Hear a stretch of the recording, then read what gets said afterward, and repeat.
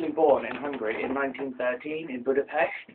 He was a mathematician that collaborated with around 511 others on papers and wrote more papers than anyone else, although, admittedly, Erdős wrote more pages of mathematical theorems.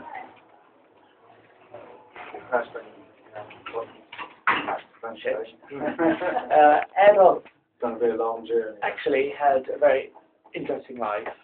He never married or had children, or really had any serious relationships, but instead focused entirely on mathematics, and his work involved with that. He left Hungary in protest of their denial of entry to Israelis, after they'd actually, because they were under the Soviet regime, they stopped people entering and exiting, but they allowed him to until he voluntarily exiled himself, which I thought was pretty cool. He moved to Manchester in 1934, pretty lucky, because he felt a rise in anti-Semitism, but both his parents stayed in Budapest, and they were actually both mathematical lecturers at a high school near him, and they did actually teach him mathematics from a very early age. At 3, he was introduced by his father to quite a lot of semi-complex mathematical theorems, which he claims stayed with him his entire life.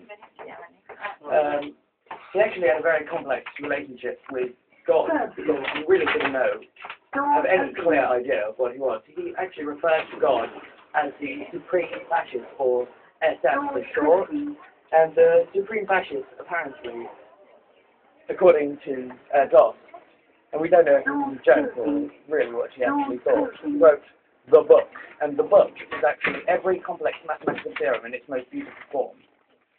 And Erdos, whenever he found or came up with what he thought was the simplest possible proof for someone's hypothesis, described it as being from the book.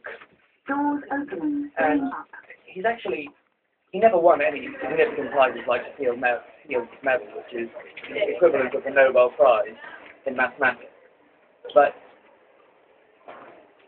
he has been put on a plateau along with many, many high-up mathematicians, although sometimes modern mathematicians do disagree with this, because he was predominantly a problem solver more than a theorem creator, which is now looked down upon by a lot of high-up mathematicians, because these solutions wouldn't inevitably come by from someone else. I think that's it.